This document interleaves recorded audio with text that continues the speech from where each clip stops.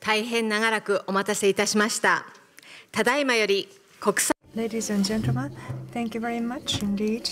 We would now like to start World Assembly for Women, WAW 2017. I am Minori Takao from NHK World, who will be serving you as moderator presenter today. Create society where women shines not only in Japan but everywhere in the world. With this target, the Japanese government created and opened WAW for the first time in 2014, and this counts the 4th year. This year, our theme is WAW in Changing World. This is a message to create a better society where women can realize their full potential anywhere in the world. In opening the conference, we have Madam Akie Abe, the spouse of Prime Minister, to give us opening speech. Please give her a round of applause.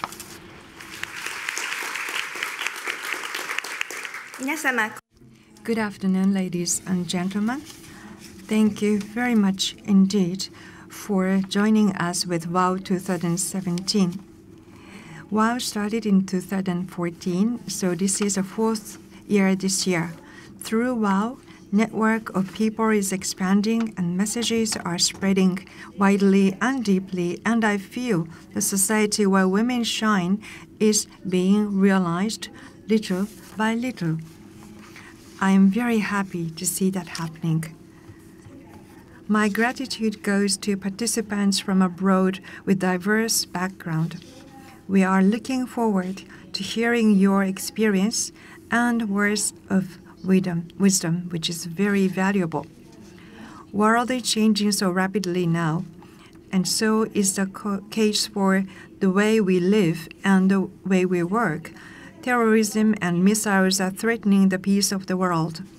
We see large-scale natural disasters more frequently around the world. Social and economic gap is becoming our common concern. Against such backdrops, how can we minimize damages to women and children who are more vulnerable in conflicts and disaster, and how can we build sustainable society? What can we do to link talents of women to affluence and peace? These are the few of the reasons why we came up with this year's theme, WAW in Changing World, this year. Flexibility that women exercise when responding and approaching things, I think, may be the source of diversity and creativity that are highly sought after in our society today. When more women participate in diverse spheres of the society, it should give new approach and create something new, and they could make society wealthy, stable, and peaceful. In this changing world, I believe that this is women who hold the key to the new era. We see more women realizing their full potential, but I don't think it's enough. This year, among participants, we have many successful women who become successful, leveraging their uniquely women viewpoint, and many women who are eager to take on challenges. I hope, therefore, you all exchange your success and experience with one another to fuel the move towards society where women shine. It requires patience for society and attitude of people to change, but I am convinced that passion and action of each and every one of you, every one of the participants in WAW, will change the world. I will also be the one who accompany you, thinking there is a way when there is a will, as a member of the WAW community. In closing, let me wish that next 3 days will be fruitful for you and for the world. Thank you very much, ladies and gentlemen.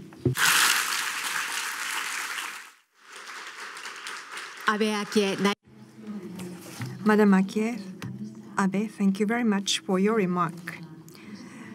Madam Abe said that the flexibility and fresh viewpoints may be very much required for diversity and creativity. Thank you very much for your remark. Then we would like to move on to the keynote speeches. The speakers are top leaders representing politics, the economy, international cooperation. We will have two speakers. First of all, we have Madam Kristalina Georgieva, Chief Executive Officer at World Bank, and also Madam Lakshmi Puri, Deputy Executive Director, UN Women. First of all, we would like to invite Madam Kristalina Georgieva, Chief Executive Officer of the World Bank. Mrs. Abe, Excellencies, ladies and gentlemen, I'm very grateful to Japan's Prime Minister for inviting us all here today.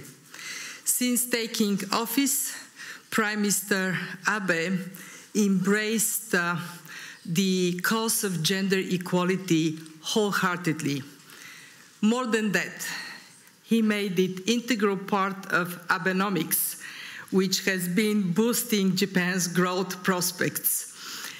And he has done it because the case for gender equality in Japan is more than obvious. Since I come from an institution that is a strong believer in data and evidence, let me start by saying that bringing women in Japan to full participation would mean 9% bigger GDP. In other words, a richer Japan.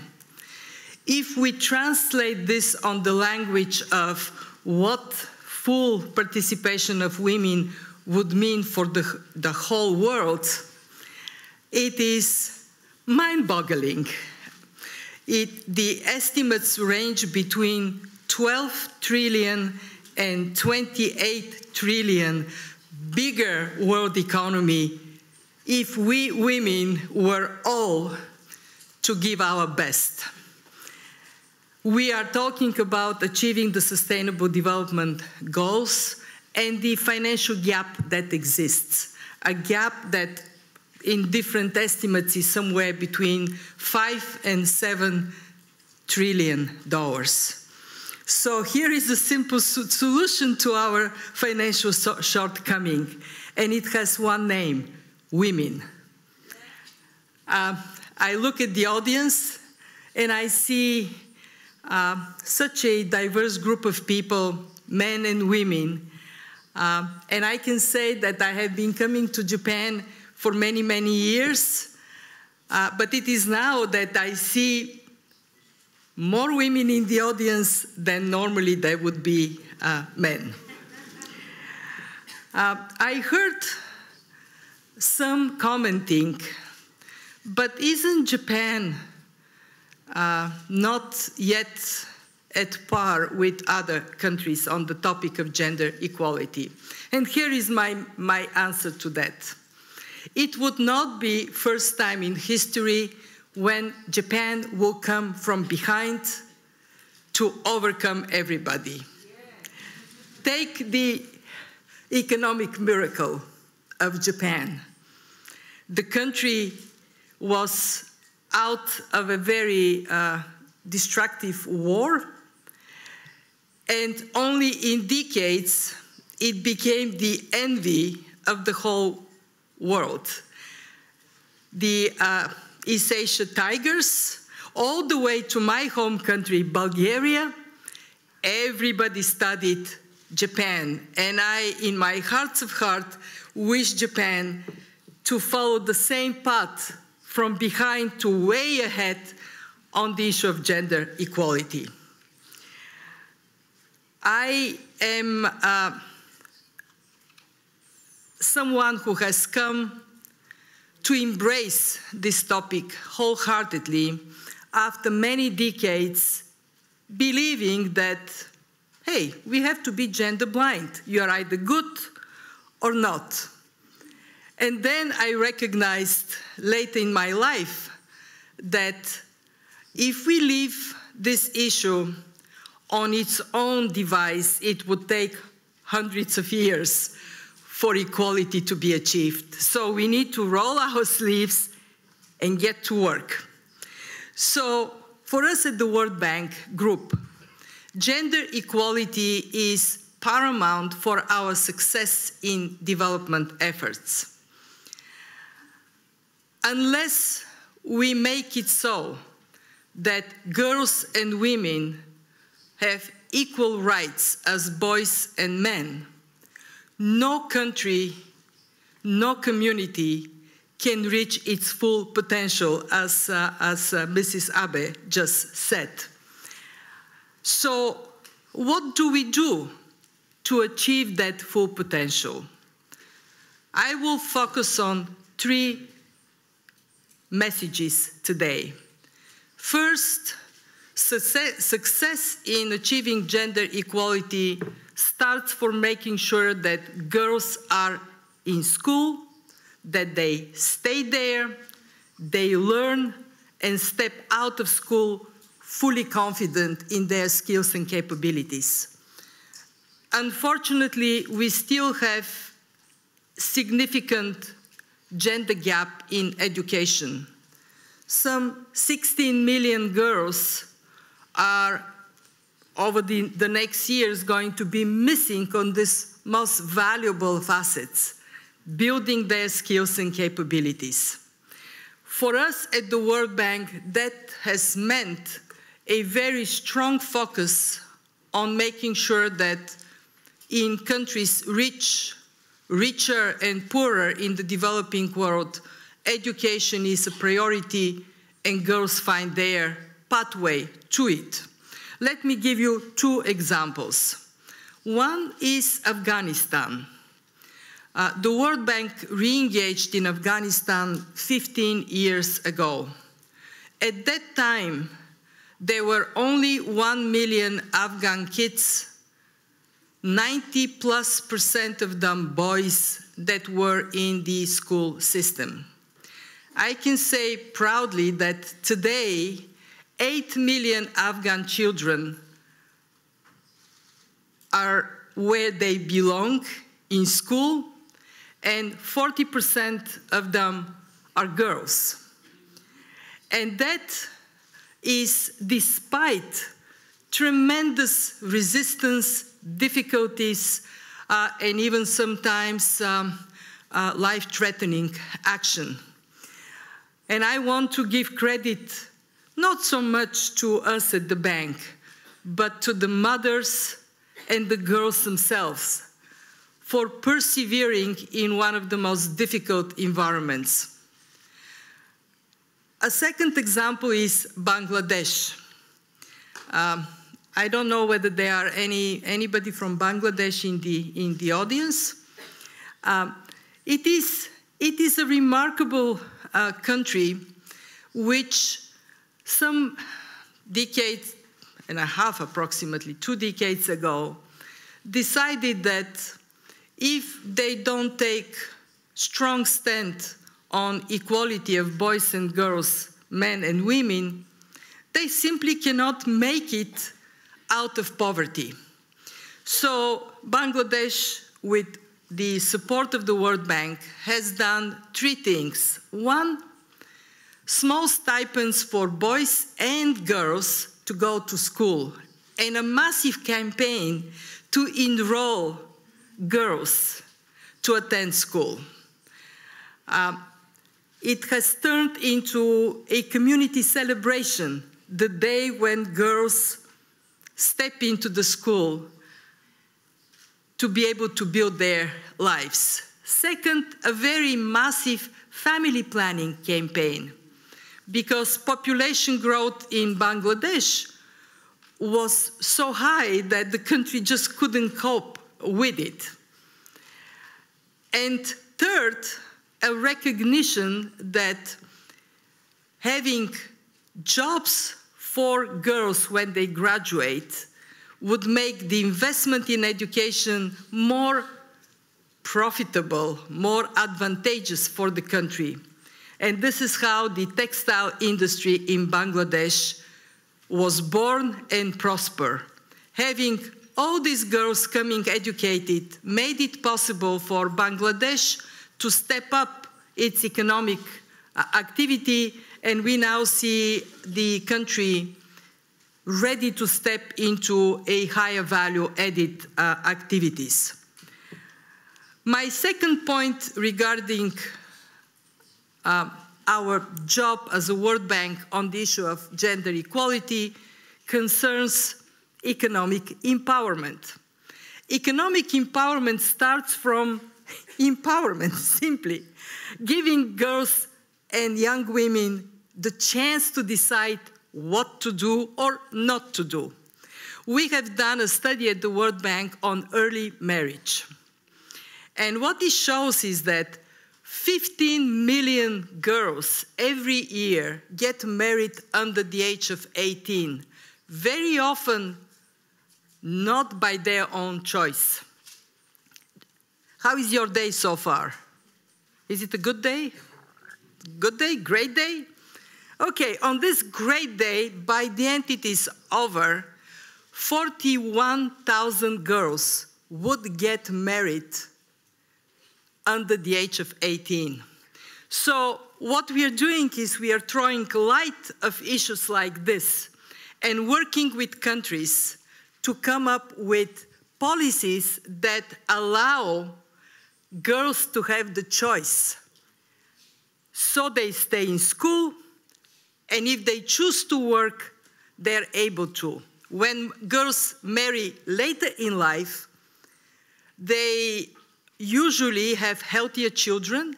They have fewer children, so their families and their communities and countries are better positioned for development. But then, of course, we say this is good, not good enough. Women ought to have the same rights on land ownership, ownership of assets, and also on access to finance. And what we find time and again is that women are more reliable than men, with due respect to the men in the audience, and my apologies for saying that. But women pay on time, and they 96 to 98%, when they borrow money, they make great use of the money for themselves, for their children, for their families, and of course for their communities. We have just launched, with the generous support of Japan, together with 13 other countries, a very important financial initiative.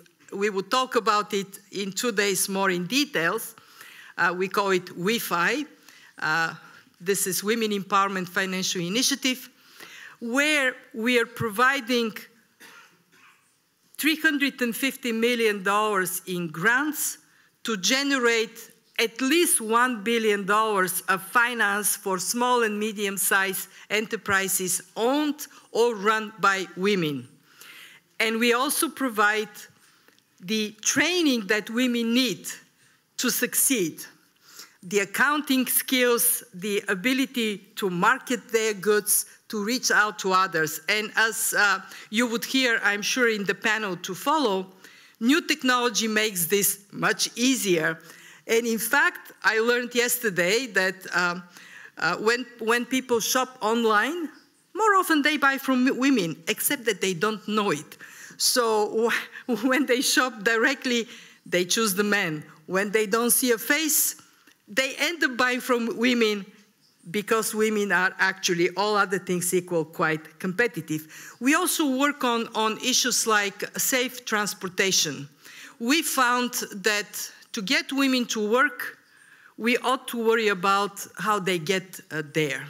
I was in Mumbai. The World Bank finances a train service, and in this train there is a special car for women only. I traveled in the car, and women tell me, thank God we have it, because now we feel safe. We go to work. Otherwise, most likely we would stay at home. We let me go to my third point for today, and it is walking our own talk. As an organization, we are committed to gender equality in our own ranks.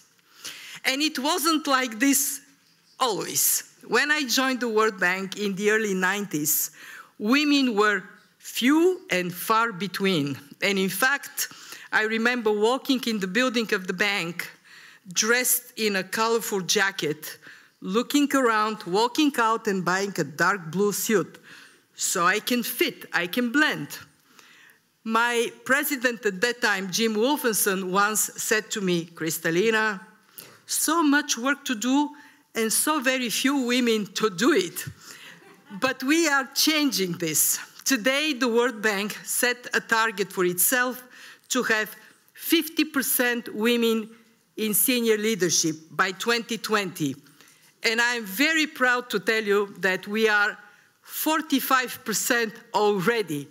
Only 5% to go. And in fact, one of our most senior women is right here, Keiko Honda. Keiko, get up. We are very proud of her. She leads our guarantee agency. And we also provide flexi time to our women, ability to work from home. We support them with child services so they can come and feel comfortable working. And our president is among the champions, like Prime Minister Abe, of he for she. My last message today is to the women in the audience. Yes, he for she is very important. We need senior men to stand up for gender equality.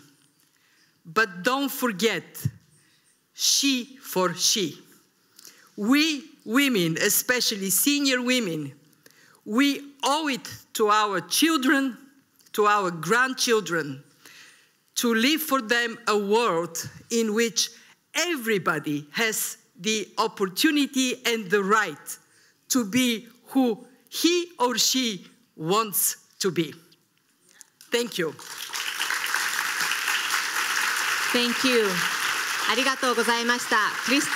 Thank you very much, Kristalina. And she is the Chief Executive Officer at WAW World Bank International. She has also been European Commissioner for International Cooperation, Humanitarian Aid, and also Crisis Response. And she has also, from 2007, she also assumed a responsibility within the World Bank, and she is currently the Chief Executive Officer at the World Bank. And as she has referred to, there is the WIFI that she has talked about, Women Enterprise Finance Initiative, WIFI. Thank you very much. UN Women. Now let us move on to Ms. Lakshmi Puri, Assistant Secretary General of the United Nations and Deputy Executive Director of UN Women. Ever since 2011, she's Assistant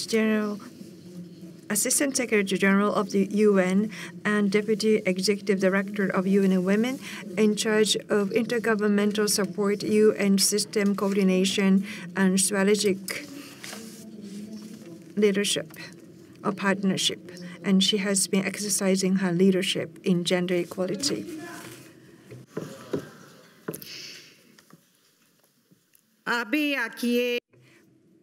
Madam Akie Abe, spouse of Prime Minister. Chief Executive Officer for the World Bank and our dear friend and ally and a champion of gender equality, as you could see, how passionate she is also about the cause and what she brings to the World Bank in driving that forward. Minasama, kokusai josei kaigi ni. Ladies and gentlemen, thank you very much indeed for giving me the opportunity to join you at WOW. I'm very honored.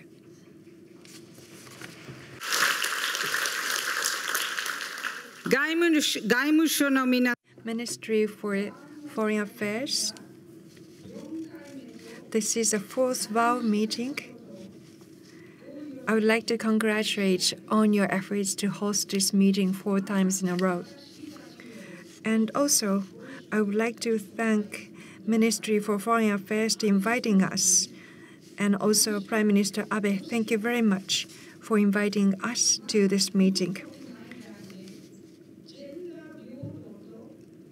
Prime Minister Abe has been working with gender equality and women empowerment around the world, and he is one of the UN Women He4C movement leader.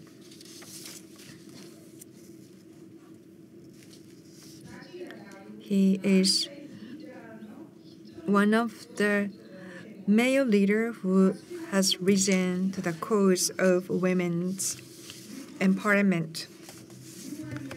Japan has been very close partner to UN Women. Politically and financially, as well as advocacy area, we have been supported greatly for our operations at UN Women. Around the world, there are conflicts.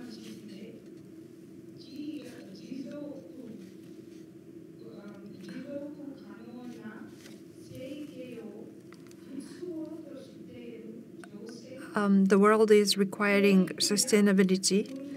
Education is needed, and also trainings are needed by young women and girls. There are so many girls and women who are in need of training and education. With a fund from Japan, UN Women can provide such educational needs and training needs to many women. I was here in Japan many years ago, and I would like to pay a particular tribute to the women and girls of Japan for their achievements, for their struggles, and for who they are. And also, of course, pay a tribute to the women of the world, which WAW number 4 is here to celebrate, but also take stock and to make a commitment of political will to really take the gender equality agenda forward. The WAW Conference 2017 is taking place at a defining moment with internal and external forces gathering unprecedented momentum, and Japan's transformation, and I really love the analogy that Georgieva gave about Japan coming in from behind and then overtaking. And really, that's the vision we really have. And Prime Minister Abe has really started us and Japan on it. But also, what is very important is that Japan is assuming also a global championship on the gender equality and women's empowerment agenda. So the two must go together. The internal, political, economic, and social transformation of Japan with the external support to the gender equality agenda in global fora, regional fora, but also in country. And that's what I said, that with Japan's help, UN Women is trying to accomplish that on the ground. Also, it's important that at this time, the Global Championship of the Historic Gender Equality Compact, that is represented in Agenda 2030 for Sustainable Development, and particularly SDG 5, and we say high five to SDG 5. Please join me in saying high five to SDG 5. High five to SDG 5. And it is about achieving gender equality and empowering all women and girls. And this is the kind of responsibility that Japan is also assuming in terms of achieving all the SDGs, but none of the SDGs can be achieved unless gender equality is ensured. So this is the importance of this enterprise. And also, just at this moment, I know that Prime Minister Abe is swearing in his cabinet, and we, of course, congratulate and wish him all the best. But also, we have high expectations from him that he's now going to, in his new incarnation, push the frontiers for gender equality here in Japan, push the pace and accelerate the change, because acceleration is what we want. Otherwise, it will take hundreds of years. And we cannot wait beyond a generation. It has to be by 2030. Worldwide, despite some slow and uneven progress, the economy is not yet fully delivering for women. So what is the state of affairs? Economic growth still needs to be complemented with decent work and economic opportunities for all women. 60% of the world's poorest are women. There's increased feminization of poverty. Women's participation in the labor force, and particularly here in the Asia-Pacific, has been low and is declining. That's a matter of concern. Progress in education, yes, there is, but it's still to be translated into improved work opportunities. And Japan is a particular example where you have educational parity, if not more, but it's not translating into women's participation, equal participation in the workforce. Also, women are overwhelmingly clustered in low-paid, poor-quality jobs between a sticky floor and a solid glass, if not concrete ceiling, that blocks their recruitment, retention, re-entry, and promotion in most professional sectors. In Asia-Pacific companies, women represent about 10% of senior managers only and 5% of CEOs. Gender wage gap is globally 33%, but here in Asia-Pacific, it is even bigger. Approximately 70% of women are informally employed or self-employed in vulnerable employment, not protected by social protection schemes. 155 countries still have legislation that discriminate against women in economic sphere. Unpaid care work burden is carried 2.5 times more by women than men. And there's also need to support the missing middle of financing and support to women-owned entrepreneurship at all levels. Only about 14 to 19%, and I was very happy to hear about your initiatives of the World Bank, but the existing details show about 14 to 19% of IFC loans, I see that a representative of IFC, are issued to women-owned SME clients. And I know this is changing, and I know you're stepping it up, but this is something that is one of the areas that needs attention. So poverty, ethnicity, race, disability, rural and remote location and status, all these result in multiple and intersecting and acute economic marginalization for many women, and they need special and affirmative action for substantive equality, as was also explained. Now, recent research has demonstrated the exponential expected gains of women's economic empowerment, and the world is losing out so much by not doing enough.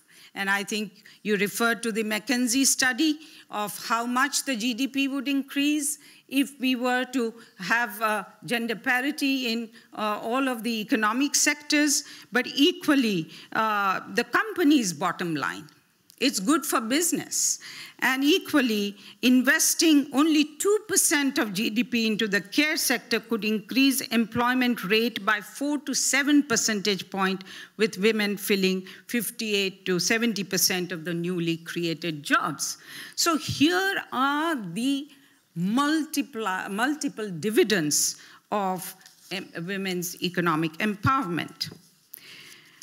UN Women is undertaking transformative work in gender equality norm and standard setting, in knowledge hub and data and evidence, I think, which is very, very important. Also in advocacy and movement building, you know, our campaigns, He for She, Planet 50-50 by 2030, Step It Up for Gender Equality, our Youth Leaps program. So there are many campaigns and movement building initiatives, which I hope the WAW participants will join. Also, we are mobilizing the UN system, coordinating it and holding it accountable to deliver for gender equality. And also what is really important is our work on the ground in program countries to support governments and civil society and mobilize the UN system to really deliver for changing the reality for women and girls on the ground.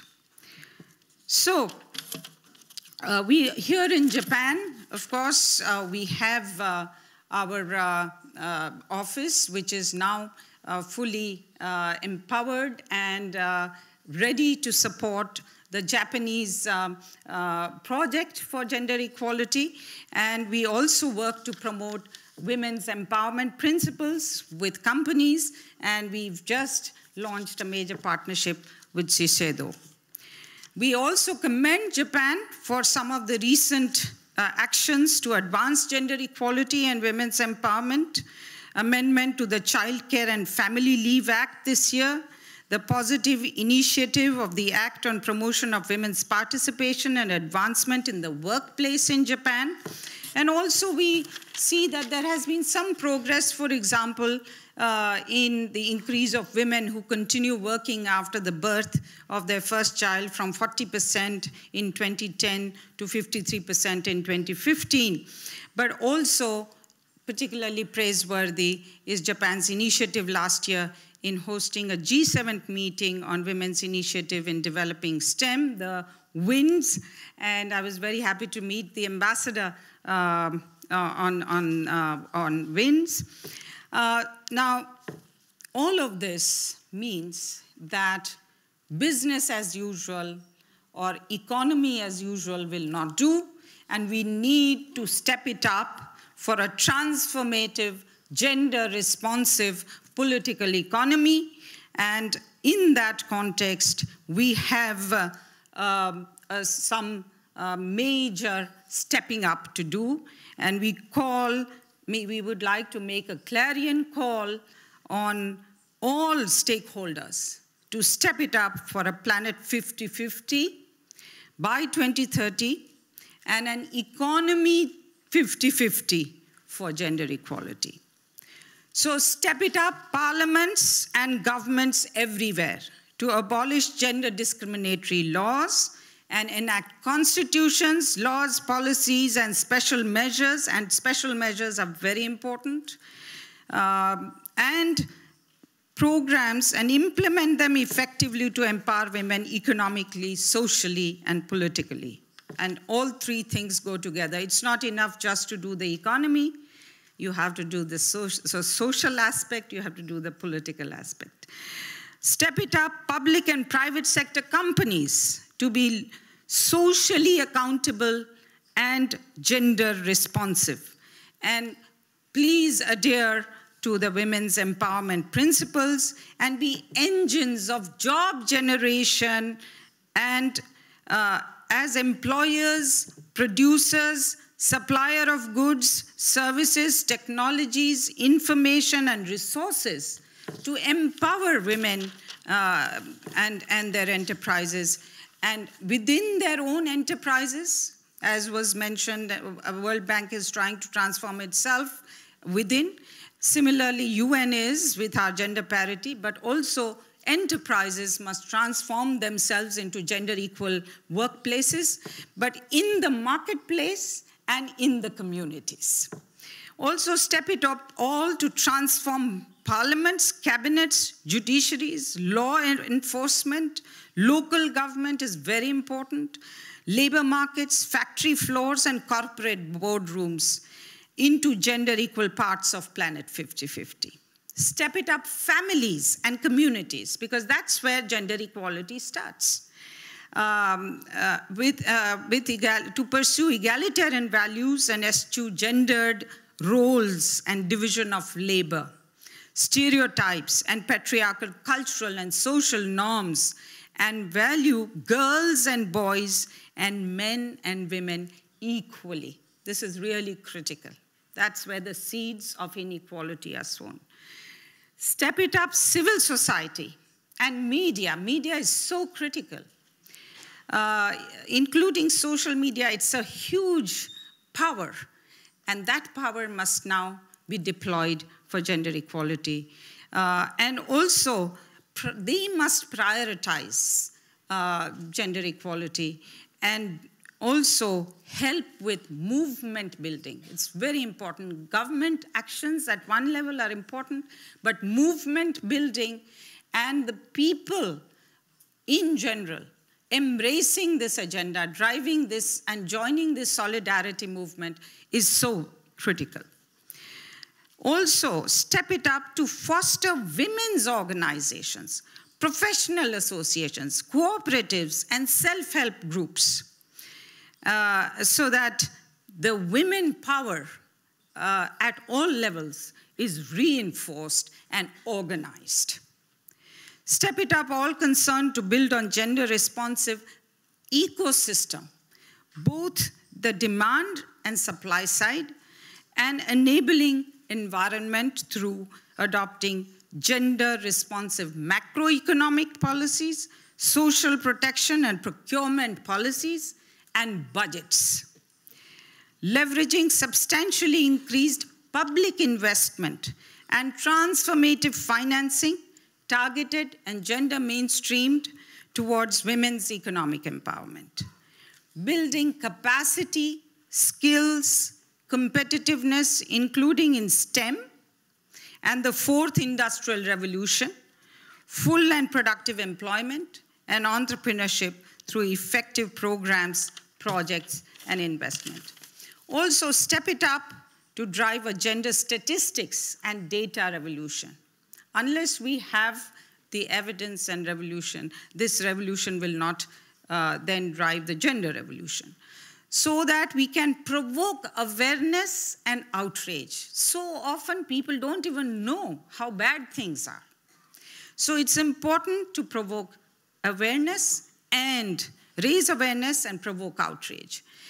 And the extent of the gender gap, and then also to track and monitor progress and the effectiveness of policies that have been adopted and measures that have been adopted, and ensure accountability on an impact of gender equality and women's empowerment policies and investments.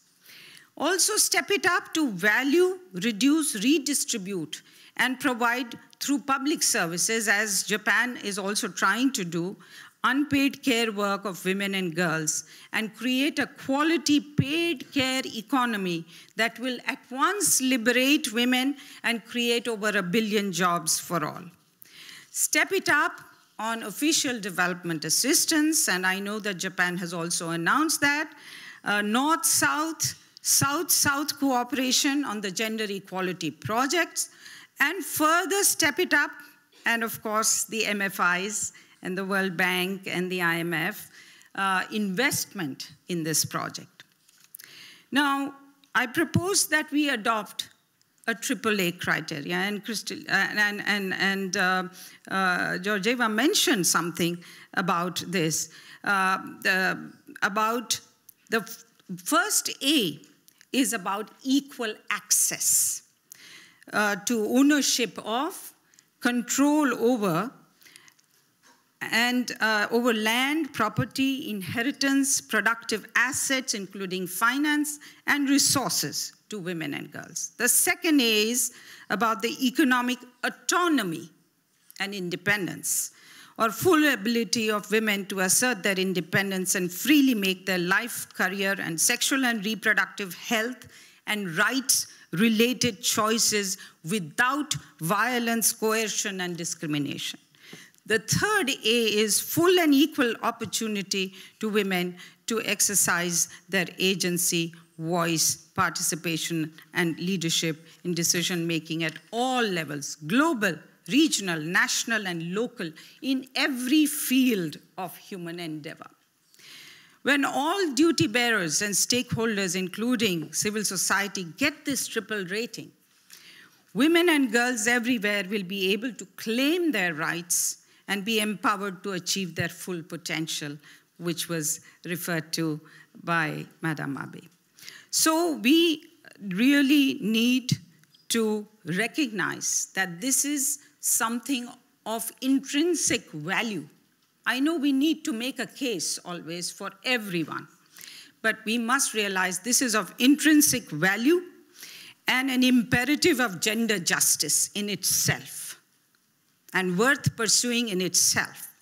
But at the same time, this will be a 3.5 billion force multiplier for the economy and for the world, to reap the biggest ever harvest of benefits and well-being for all. So in conclusion, we aspire to achieve a universe where women shine equally from radiating their own light and are in the center of the solar system of the economy and society that enables them to find the power of their possibility and to contribute exponentially to the greatest projects of humanity in the 21st century, eradicating poverty, achieving sustainable development, peace and security, preventing and countering violent extremism and terrorism, effective humanitarian and climate action,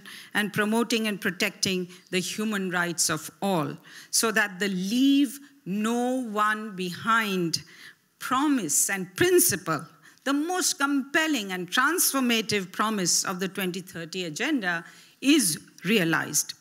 Unleashing women's talent, vision, leadership, and entrepreneurial spirit are quintessential to reaching the present and future women and girls want, need, and deserve.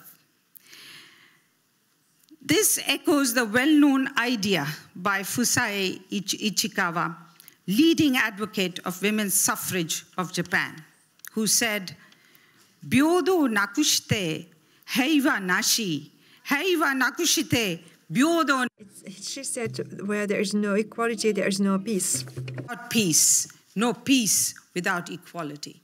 And indeed, no sustainable development without gender equality, and no gender equality without sustainable development. Watashi tachi wa gender byodo. We are the revolutionists of gender equality. Let's move and act together to cause a revolution for gender equality. Thank you very much. ラクシュミプリ UN Women 事務局次長でした。本当にありがとうございます。力強いメッセージ。Deputy Executive Director of UN Women, thank you very much for delivering speech both in Japanese and English. Deputy Executive Director Puri, she's mentioned about UN Women and also response to violence against women and SDGs, and how gender equality is being dealt with in SDGs, and for equal pay, equal work, inclusive. The economic empowerment benefit was mentioned, as well as challenges to achieve that. The need for change in families and work, efforts to be taken by corporations and media, social media being important, were mentioned at the same time. Women's leadership enhancement is indeed what we need. ステージ上で We are preparing for the panel discussion. The panel discussion, the topic will be Women in Entrepreneurship. As the industrial structure is undergoing dramatic changes in the 10 years, 600 million jobs are said to be needed.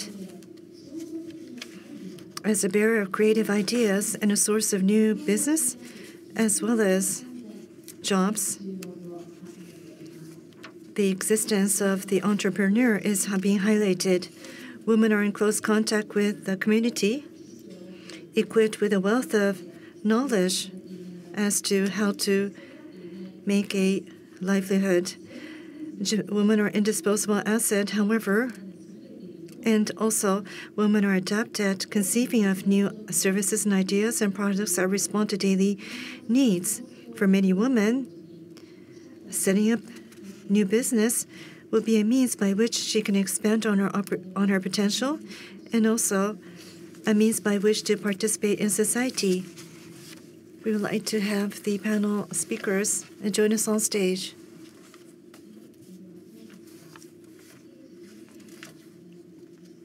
Ladies and gentlemen, from the right, we have from the Republic of Indonesia, Ibu Susi Pujastuti, Minister of Marine Affairs and Fisheries. And from Japan, we have Mr. Shinichi Kitaoka, President of JICA, Japan International Cooperation Agency. We're also joined from Spain, Ms. Arantxa Gonzalez, Executive Director of the International Trade Center. And serving as a moderator for this panel discussion is Ms. Kathy Matsui, Vice Chair, Goldman Sachs Japan Company Limited. Ms. Matsui, the floor is yours. Good afternoon, ladies and gentlemen. It is my extreme honor and privilege to moderate the first panel of WOW 2017.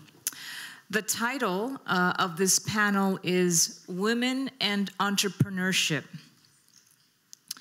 And before I start, I wanted to give you a little bit more of an introduction to our esteemed panelists, several of whom have traveled very long distances to participate in WOW this year.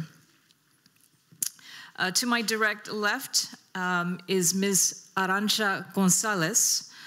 Arantxa is the Executive Director of the International Trade Center in Geneva, but she is Spanish. She is engaged in launching Aid for Trade in the past in WTO as Chief Secretary for the former Director General from 2005 to 2013. She also worked as Press Secretary in the European Commission and currently is in charge of the She Trade Initiative, targeting women's economic empowerment. We had a chance to meet before this panel, and I asked her what her hobbies were and what her background is, and she said she didn't dream of becoming a trade expert when she was a little girl. She actually wanted to become an archaeologist, but here she is. So for some of the women, young women in this room, even if you have a plan when you're young, sometimes it doesn't turn out that way. Next is Kitaoka-san from JICA, the president of JICA. Many of you know Kitaoka Sensei. He has been a professor at the University of Tokyo. He also served as deputy permanent resident of Japan at the United Nations from 2004 to 2006, and he has been the president of JICA since 2015. He has received many honors in his career, including the Medal with the Purple Ribbon by the Japanese government in 2011.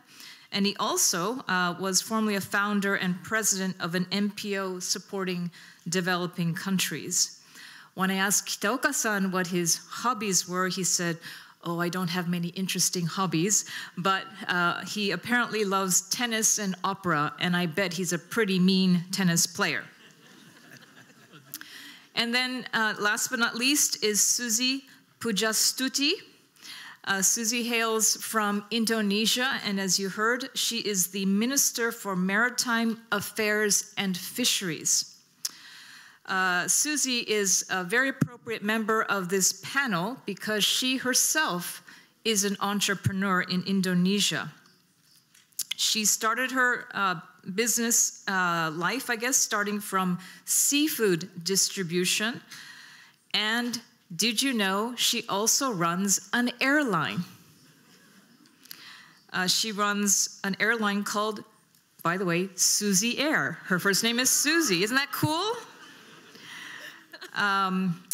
And she was awarded by WWF, World Wildlife Fund, for her contributions to the sustainable development of the fisheries sector. And when I asked her what her hobbies are, obviously she runs an airline, so I assumed she could fly. And indeed, she has a pilot's license. She flies helicopters, and she loves to paddleboard, you know, on the ocean, paddleboard. So very, very multi-talented member of our distinguished panel. So what I thought we would do today is we have limited time, but I'm going to give each of our panelists a few minutes to make some opening remarks. We'll start from my left, Arantxa, and then go down the row. And then after they make their comments, I'm going to direct some questions to them. So without further ado, Arantxa, would you like to begin? Well, thank you very much, Kathy, and thank you for the invitation to join you again for an amazing WAW. And the fact that the room is packed, and the room is packed with lots of young people, is a great indication that we are on the right topic. Let me start with a fact. There are 1 billion women today in the world that are disconnected from our economies. So there are 1 billion assets that we are not leveraging. So this discussion is about how do we leverage the power of these 1 billion women. And I want to start with what this discussion should not be about. Number one, it should not be about women speaking about women among women. This is about societal transformation. This is about transforming our economies, transforming our societies. And for that, it's about men and women working together to change the status quo. Second thing that this discussion should not be about is imagining that we have one magic button that we will touch and will fix the problem. Because there is no magic button. It's a dashboard. I am sure that Suzy will agree with the image. It's like in her helicopter, there are lots of buttons. And we have to make sure that we fix all these buttons to address the challenges we have in front of us. The challenges sometimes are about access to finance, sometimes will be about access to networks, sometimes it will be about cultural and societal change, but all the buttons need to be addressed for the issue to be resolved. Third issue that this is not about. It's not about women sitting back and asking everybody else to fix the problem. A big part of the issue is about women being clear that they can and they must and they should be part of this economic development. And this big economic development in the future is also called Fourth Industrial Revolution, is the digital economy. So we should not renounce to be part of this new industrial revolution. So if we are clear about what this is not about, then Kathy, I promise that I will, in the second part of the discussion, maybe go to discuss what this is about. Okay. Excellent. Thank you so much, Arantxa. Next, Kitaoka-san, would you like to make some initial comments? Yeah, thank you very much, Kathy. I'd like to express my deep appreciation for this opportunity to talk about women and entrepreneurship together with such powerful global women leaders at this panel. But actually, I feel a little bit awkward to be in this kind of situation because I'm not only because I'm only male panelist, but also as everyone knows, the very low ranking of Japan in the global gender gap indicator by World Economic Forum in 2016. It's 111 out of 144. It's almost a bottom. This should be changed, of course. And then I'm trying to say that this is not changing our tradition, but actually we have a big and long tradition of a society where women are shining. The oldest god, or actually goddess, in Japanese myth was a female. Amaterasu was the first and foremost important goddess in Japan, and also the first leader who was recorded in history. It was, again, female, Himiko in the 3rd century. Therefore, the women have been always shining in Japan. But at the same time, as we agree with each other, and in Latin America and in Japan, the women are very powerful at home. Mom is almighty at home, and they have a control of the money. Therefore, in terms of the percentage of the people, women who have the control of the money, probably Japan goes up one of the top countries. Anyhow, but this is a potential. But this has to be changed into the reality. The idea that Japan has been a male-dominated country was created, I think, in Edo period. In Edo period, the society was ruled by samurai Bushi, and among Bushi family, Bushi occupied only 8% of the population, and in Bushi class, certainly male have the dominance over the society. But when it comes to other classes like farmers, merchants, and so forth, most of the wives are partners to their husbands. So they had a very good opportunity to work, to express their views, and then to have their own voices. So therefore, it is a kind of a restoration to the real tradition of Japan to create a society in which women can shine. Okay, wonderful. Thank you so much. Susie, would you like to make some comments? Thank you for the opportunity to be here. Of course, it's my first time to join WAW, but the first impressions from yesterday dinner was incredible. I was surprised with you and Minister and then her talking. I was like, oh, this is new for me to see how Japanese ladies talking to each other. Susie had never seen Japanese women talk so lively until yesterday. So, and also in the front of Prime Minister Abe, and I said, wow, this is new. So I thought an incredible change had been happening, and I have another 8 ladies minister in Indonesian government. But I always the only one that bubbling around. The rest are so quiet, so very proper, so very nice. So, but anyway, in the end, when things are going stuck, they always look for me. So I think it's a good thing being a breakthrough person on many things. So, but anyway, entrepreneurship, I think that's a thing on my view and opinion, a very important step for empowerment for ladies everywhere, because that's the only thing actually what I can say. I did not finish my proper educations only up to 2nd grade of high school.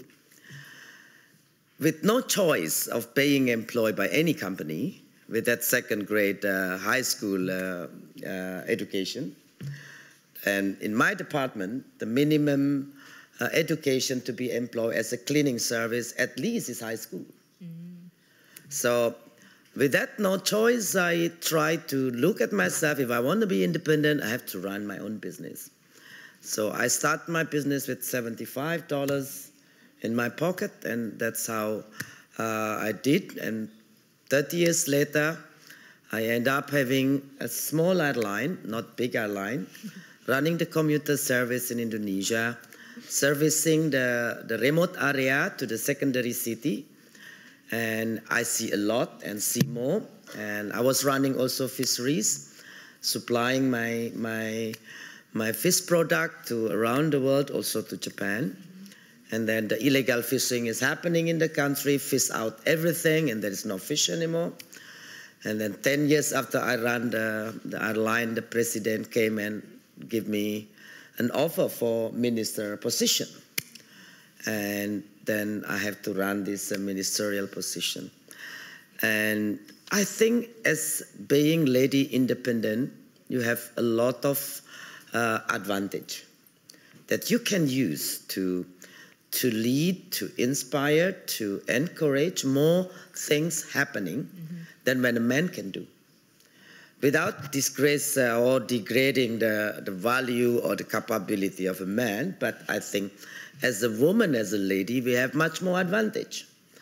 But what I see most in the several seminar or workshop about ladies sometimes is we're talking too much, as what Aracha say. We should think already since the beginning, not the difference that we are women. Because we are demanding equality. We are demanding to achieve, to have, to get the same as a man get. So in the first place, you have to take out from your mind that, oh, I am a woman. What I can do is as a woman. That has to stop. If this mindset stops, it will ease your mind and it will make you easy on doing things. So don't think of your difference, but think that you are the same. So as far as not rocket science, a man can do, you can do. And that's what I think I did for many years. I never think that I am a woman. I'm just doing it. In the men's world, in the men's business world, I like a man doing it. So I'm not requesting exception or exemptions or to be treated different. I'm just the same. So, and yes, I do realize I had been 30 years as a CEO of my own company, so I have more independent and much more, how you call it, authority on regulating my schedule, my working separation time and family and everything. But I see, yes, realizing on the normal society where woman is working, they have to organize their time appropriately between family, working hours and everything. Of course, in this such matter, the government is very important, the strong leadership to give this adjustment that the woman has enough time for family and also for working. And this is just need a leadership to change the system because just ordinary people cannot change it. So these government influences are very important. But I think for WAW, you have the best representative is Mrs. Abe to be there to get that system to conditions that women can have time for the family and also can have time for the work equally. So, and to use this senior woman leadership that is existing in the society is also very important. So I also want to call all ladies who has already a strong position, strong leaders, to be together, to encourage the society to give more to women, opportunity. But then the woman who has the opportunity, use it up to your limit. You know, don't say, oh, I cannot go there because that's just a man's world. Politics is a bit difficult. No, there is nothing difficult. If you want to, you will get it. So your determination is set your goal. And there's this, you can't just request to a man to give you the space because you want it. So you have to earn it. You work and show them that you are equal. And one thing I agree with Aracha, that sometimes we lost the numbers. Women are naturally not very attached to numbers. And on the entrepreneur world, on the men's world, on the political world, sometimes to convince the society, you need to put numbers to prove it, to convincing it. And I think this is what we have to learn. So educating women to be more attached into numbers. And the second, of course, educating the woman to educate their family, to put no restriction of a boy or a girl. This is very important. I was very lucky. I grown up in a family that gives the same opportunity, the same obligation, the same duty. And I think this is very important things, because this will brought the people, when they grown up, to see themselves. Right, right. The difference or not difference. And I think this is what very important. So we are here on the Women Assembly for Women.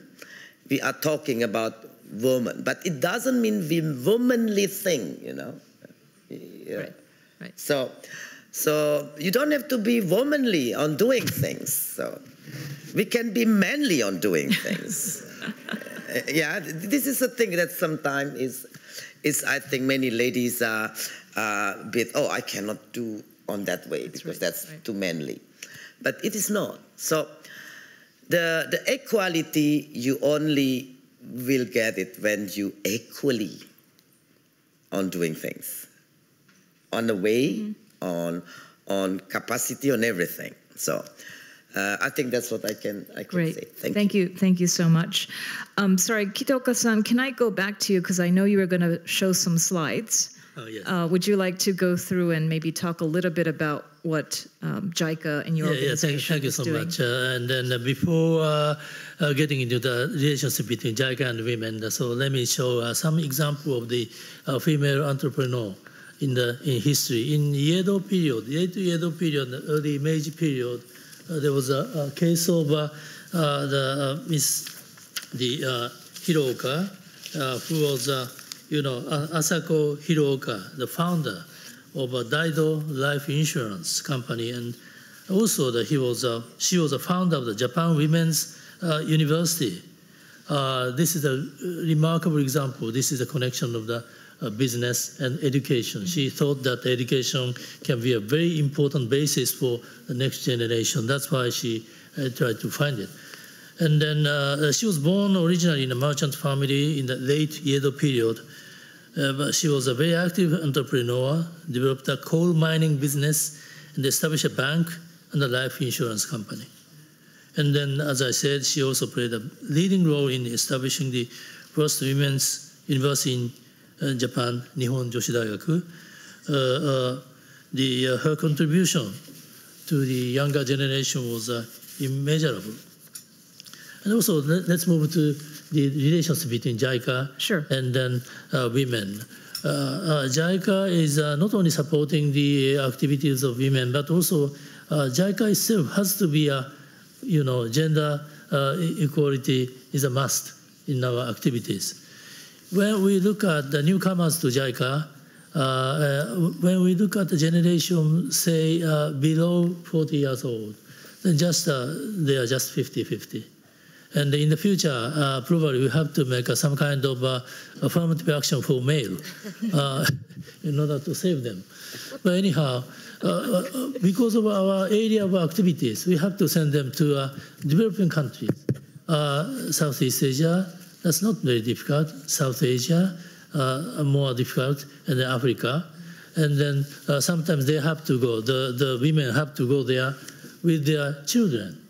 And occasionally we find that they are accompanied by their husband after quitting their country from the company.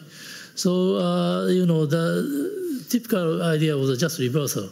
The wives quitting the company and then accompanying the husband. But the reversal kind of thing is now taking place very much. And then this is the one thing. We have to make JICA as an excellent company, excellent organization in terms of gender equality. Then secondly, we are promoting the entrepreneurship in many places. Recently, though small in size, we found a very interesting case, which is a business started by Miss Samejima, which is shown here. She was a former JICA volunteer who went to Ethiopia and Ghana. And then she founded a company called Andu Mamet, and then operating in Japan and Ethiopia. Her company produces the products using Ethiopian sheepskin, which is known as the world's top quality leather. And then for the production, she pays her extra attention for minimizing the ecological footprint. And then now I found that this is sold in the in-flight shopping of ANA, All Japan Airline. In this kind of situation, the space is very limited. Therefore, they bring only very limited items to the this in-flight shopping. So you can get it. The price is not cheap, but still, of course, I got it.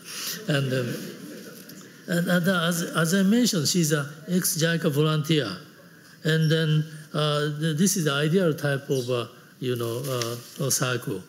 She found Africa interesting, and then she decided to take up to make a job, and then she came to this point. And then this kind of small businesses are everywhere.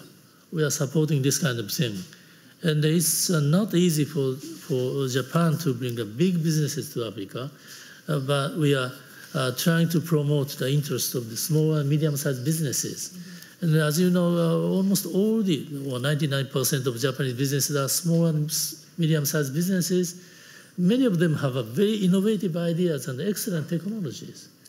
And by connecting those small and medium-sized businesses and the people in developing countries, we can develop people-to-people contact.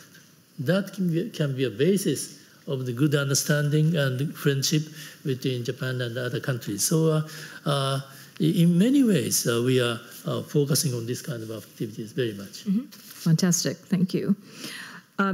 Next question is kind of a more broader question on the topic of women entrepreneurship. And I'm going to start with Arantxa. How does women entrepreneurship in a kind of macro sense impact the economy and broader society? Well, I think it's a question of first growth. We know that connecting this billion women to our economies, including through entrepreneurship, will contribute to bigger growth. We just heard Kristalina, growth for Japan would multiply by 9. But let's imagine this at the world level. If we were to remove the restrictions that affect the participation of women in the economy today, it would be like adding a new economy to the world, the size of the US and China combined together.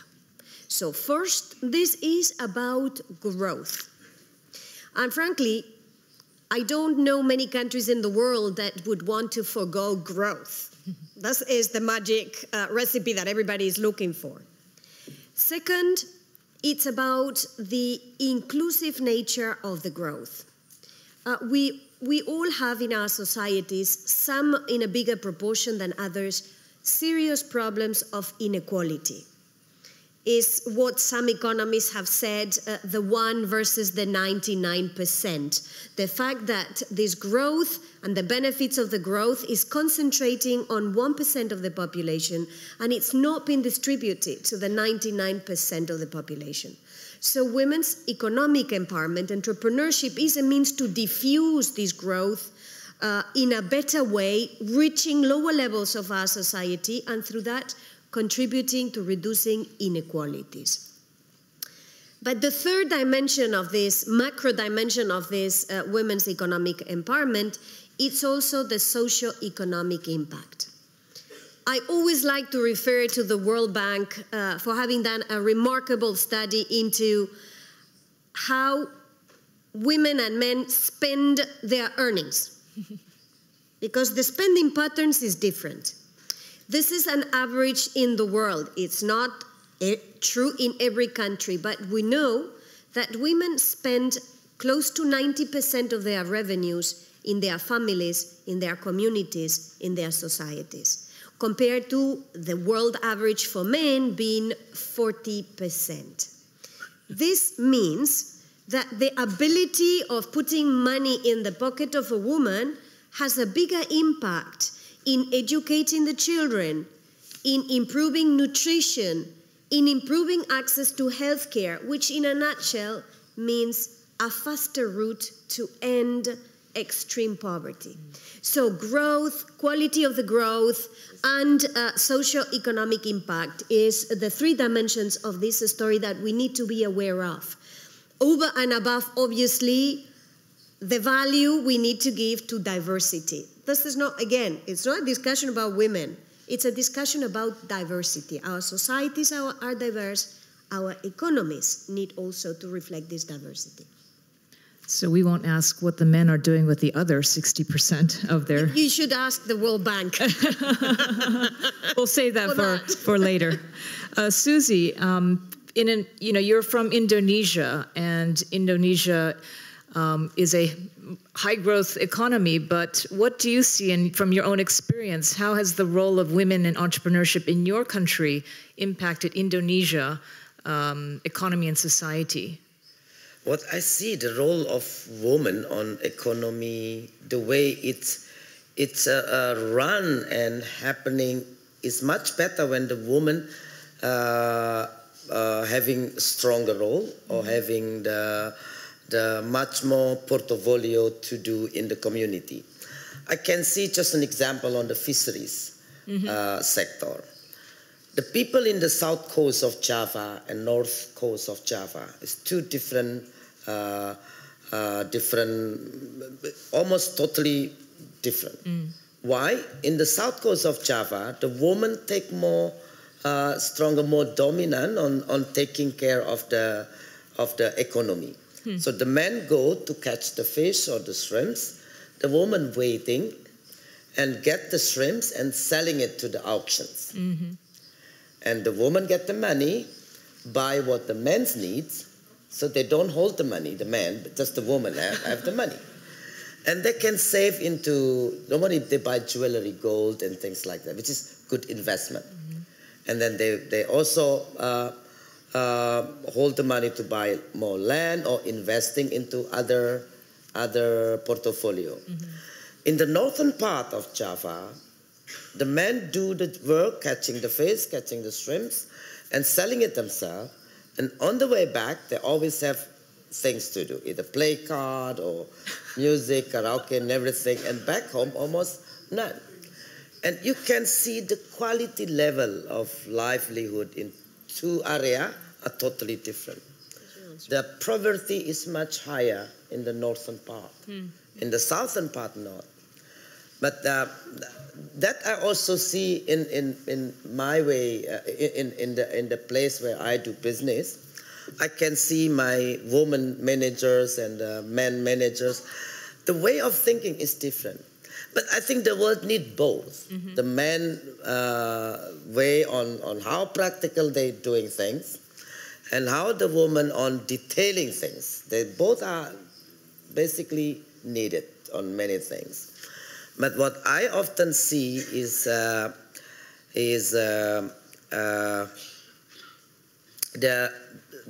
are many like traditions that sometimes keep the woman a bit away from its activity, especially on economy. And this is what needed to be convinced, of course, by an expert like Aracha or the United Nations or the World Bank to continue talking to the government people that, look, if you empowering the women, the result will be better, especially in economy. Because I see there are more, actually, when a woman do things, they like to invest, to do more things. The creativity on creating things are much more diversity.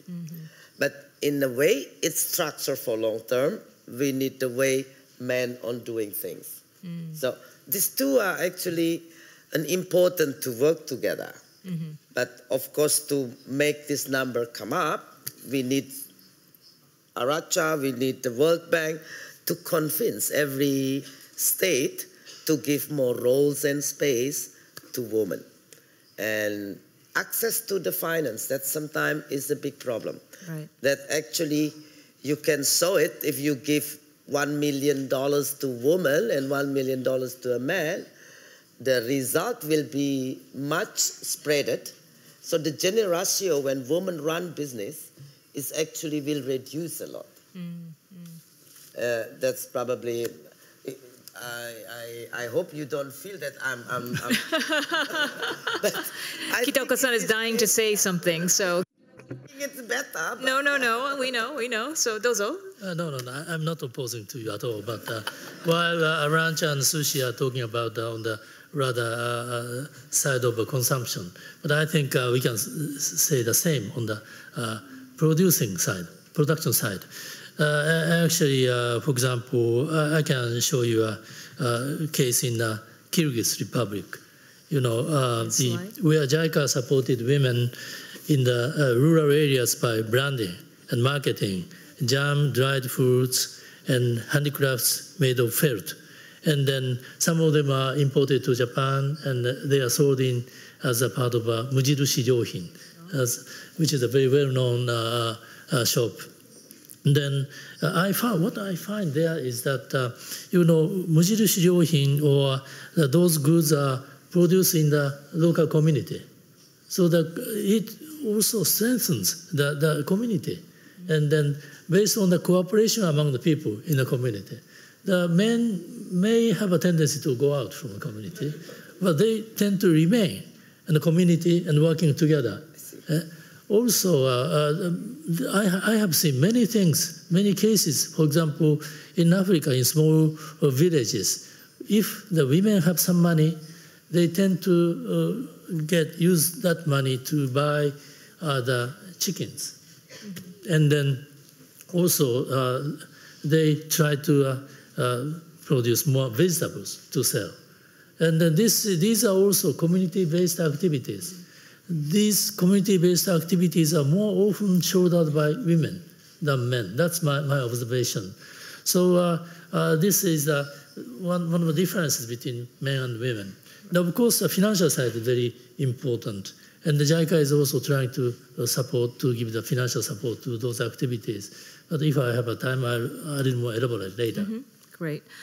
So I looked up some statistics before this session today on women entrepreneurship ratios around the world. And those of us who live here in Japan or are from the United States or Europe, we know that women entrepreneurship is very rare, right? I think the ratio in the United States, maybe 10% of all women who can work are actually self-employed. But did you know in most of the developing world, the ratios are higher than 50, 60, 70%. Very high for obvious reasons, right? Most of these economies, a lot of them are rural, agrarian. Many of these are, economies are run by basically a lot of families. The problem, of course, though, is many of these small enterprises, oftentimes run by women, are not always that successful. Why? Because they are often found in industries or sectors that are not very profitable or really competitive, lots of competitors. So that would include agriculture, food broadly, textiles, garments, retail. So it sounds great that you have 70% entrepreneurship ratios in some of these developing countries, but the success rate or the ability to scale these enterprises is actually very, very limited. So the next question I want to address here is, and Susie, you mentioned a little bit about some of the constraints to successful female entrepreneurship. They, of course, include access to capital or credit. It includes limited access to education, training, especially financial training, right? How to keep your accounts, right? So that your people aren't stealing money from you. Lack of mentors, lack of networks, a lot of these things. So maybe Kitaoka-san and Arantxa, if you could address this question of what are you all doing in terms of coming up with solutions to many of these obstacles that are maybe hindering the full maximization of potential for women entrepreneurs. Maybe Arantxa, would you like to start? Well, in our case, in the case of the International Trade Center, we are focusing a lot on supporting women entrepreneurs participate in international trade. And why is it that we have taken this international trade angle? Because we know that when companies participate in international trade, they become more competitive. And because only the most competitive participate in international trade. So in a way, this is a good measure to ensure that we don't have lots of very low productivity SMEs that contribute very little to the GDP, or lots of SMEs that are essentially providing for low quality, low labor conditions employment. So we have launched an initiative which we have called She Trades. So for those of you who are tweeting, please hashtag She Trades. We want three things. Thing number one, we have identified 7 constraints, and we want countries to address, and companies, businesses, to address each one of these 7 constraints. Let me mention some of them. For example, 1, the fact that we do not have gender disaggregated data. And therefore, very often we are doing policies in the dark. And if we do policies in the dark, it means we are going to perpetuate the difficulties we see today with a bit of chance. With bad chance, we will make it even worse. Second, we want trade policies to be gender sensitive. This is something that we will be sponsoring in the upcoming conference that the World Trade Organization will host in December in Buenos Aires. We are sponsoring a declaration on gender and international trade policies. We want trade policy negotiators to think gender also when they think trade policies. I had a very good meeting with MOFA this morning, Ministry of Foreign Affairs, who will be going to Buenos Aires, and I'm confident that Japan will be a strong supporter of this. 3, we want government procurement to be more sensitive to women. You know, governments are big markets. Governments spend in the order of $20 trillion every year. And women-owned businesses supply less than 1% of this huge market. We know of countries like, for example, Chile, like, for example, Kenya, like, for example, the US, that have undertaken to connect more women to this huge market, and it's working. So it can be done. These are some of the examples of these 7 policy areas where we want change. Second, we have a very concrete target, 1 million women connected to markets by 2020. Good news is that a year and a half after we launched this initiative, we already have 800,000. Bad news, the target should be 1 billion. So we need businesses, we need governments, we need SMEs, we need academia to help us in connecting these women to markets. 3, we have seen that a big problem, a big barrier for women entrepreneurs is simply that they have no networks. So for that, we have created, actually a woman-owned business has created an app, shetrades.com. You can all download it in your phone, in your iPad, in whichever technology you're using. It's compatible with all technologies. It's some sort of LinkedIn or Facebook for women entrepreneurs. More than 10,000 women entrepreneurs have registered already, and they are sharing the information with other women. And through that, they are multiplying the potential to connect to the economy. So, Kathy, these are some of the examples of what can be done, what must be done, by joining hands to connect more women to international trade. Only 1 in 5 exporting companies are women-owned exporting companies. Only 1 in 5. And this despite the fact that women-owned businesses represent close to 40% of all businesses around the world. Only 1 in 5, remember this. Our target should be to get this number up. Good news, if you think electronic commerce, e-commerce, 4 out of 5 are women-owned businesses. 4 out of 5. So, when you don't see the face of who's selling you, when you look at the quality of the product or the service, you're more likely to buy from a woman-owned business. Technology and the digital economy must be part of this equation.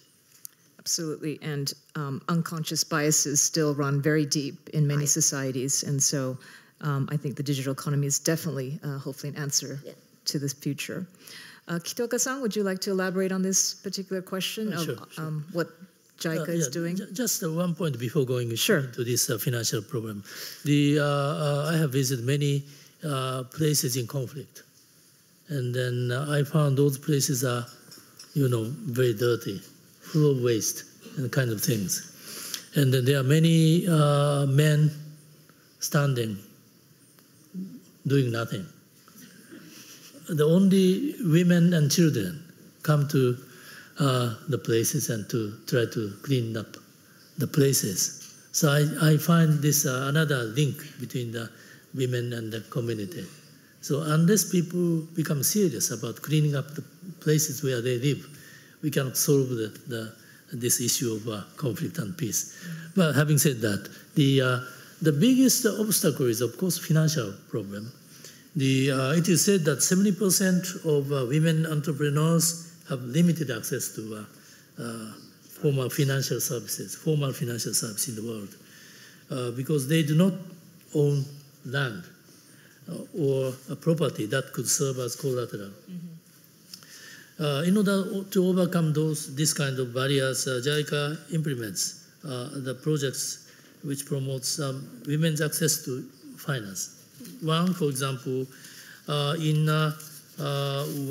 Ethiopia, JICA, in cooperation with the World Bank, JICA launched a project which provides loans and training opportunities for women entrepreneurs.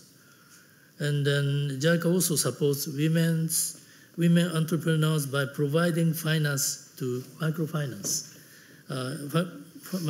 institutions through JICA, through Japan ASEAN Women Empowerment Fund, which is relatively newly created. And then the second thing I'd like to point out is that JICA has been supporting the vocational training centers in various countries. The vocational training is a very key to the success, and then after completing some time of training over there, they may have good access to the jobs. And also the third link is our JOCB.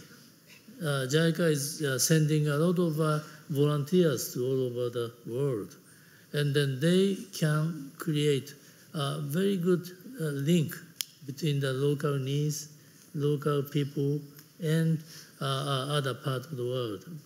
For example, in Japan, they can share their knowledge they acquired in Japan with those people. At least half of them are women, or more, I guess. And then those our JOCB is providing a good opportunity to female the entrepreneurs involved. Great. Susie, because you're the, I guess, only entrepreneur on this panel, I wanted to ask you, 30 years ago when you launched your fisheries business and when you were launching your airline, what do you wish you had that you didn't have back then? What were the obstacles? Was it credit? Was it networks? I think it's more the access to the financial. That was the, if I would be that easy on accessing. I live in very small village in the south coastal of Java. So that was the problem. But as soon when we get bigger, it's easier to access. But that's the problem. That's always the way. When you are small, you get so difficult on accessing credit and financial support. Once you're big, the rate of the interest even cheaper. When you borrow money, $1 million, you pay like double the interest rate. But when you borrow money, 100 million, it's half of the rate on interest rate. So this is a thing which need the interventions of government. In one hand, yes, I can say if you do good, time and world will see it. But of course, it's not easy, and not everybody will have that opportunity.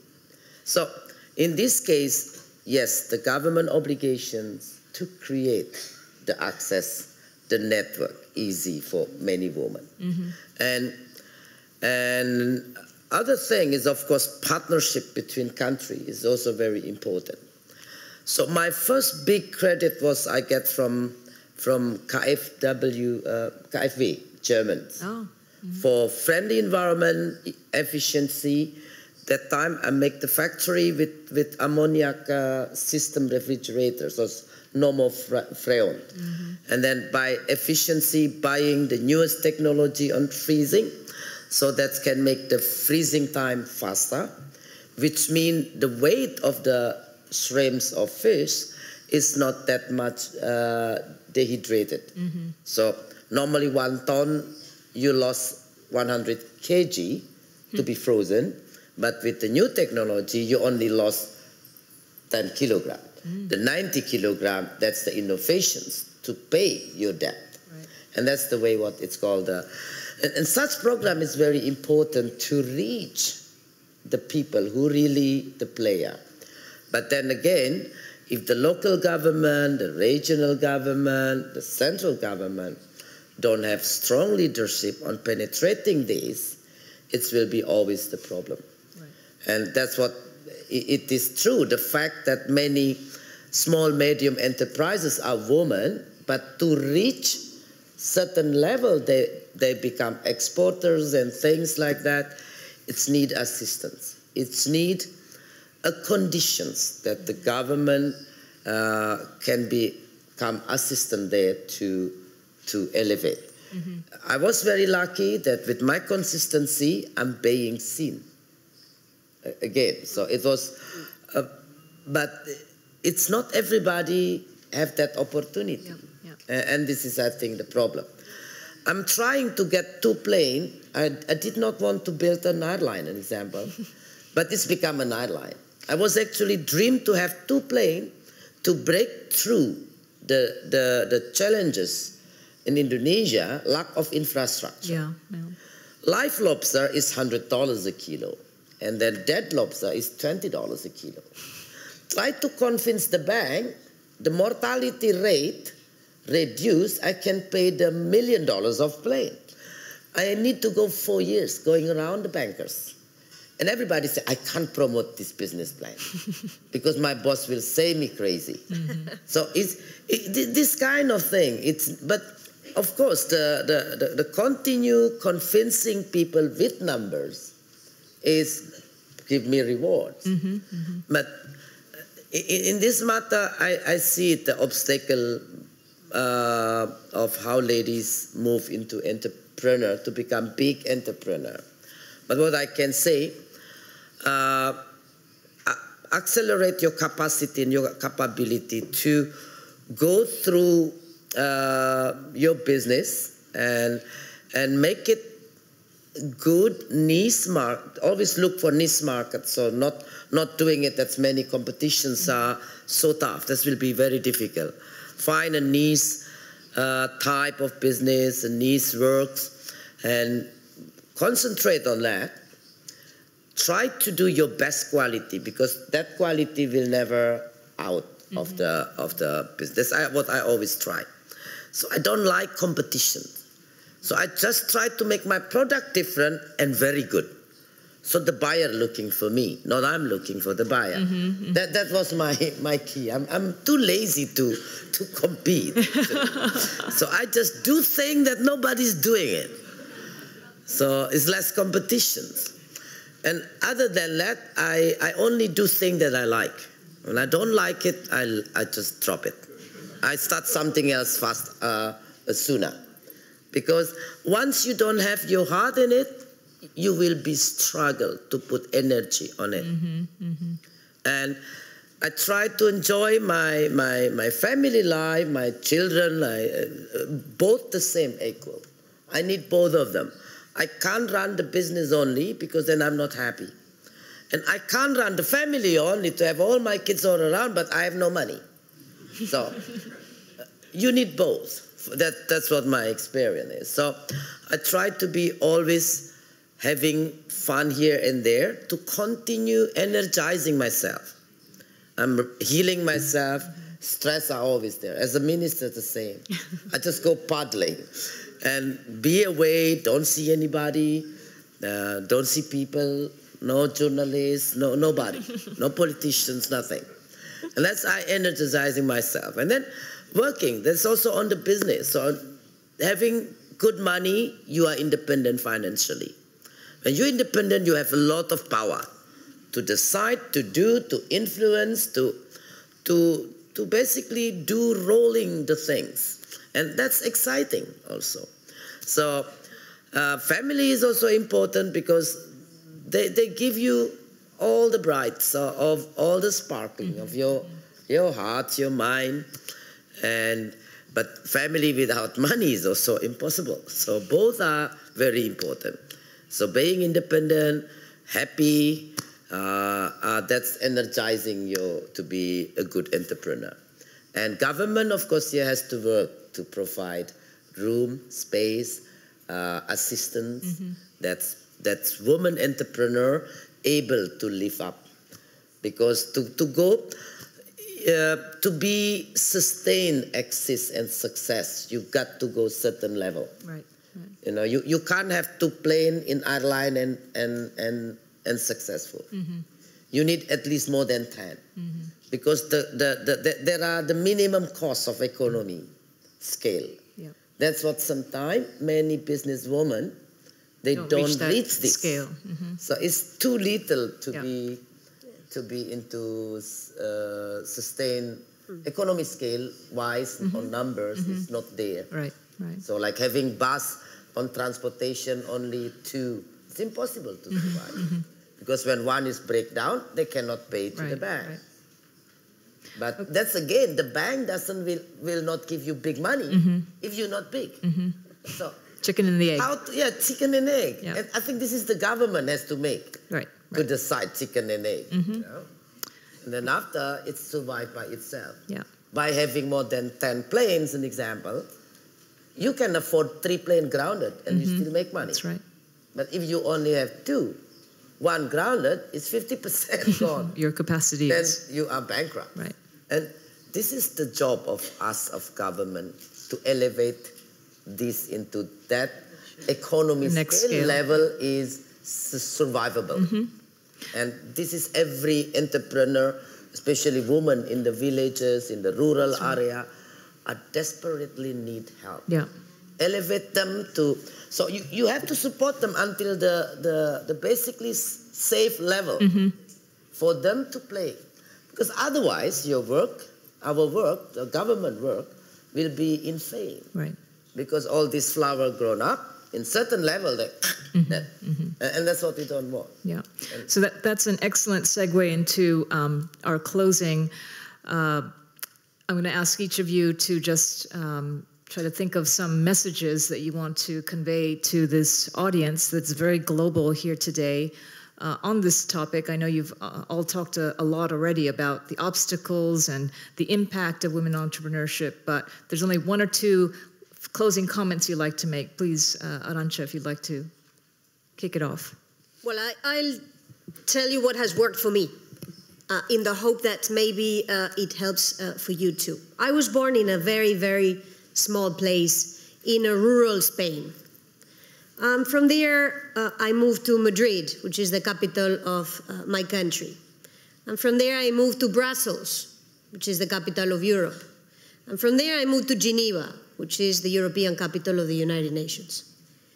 And what has driven me is what my parents told me since I was very little, which is that there are no ceilings to how far you can get.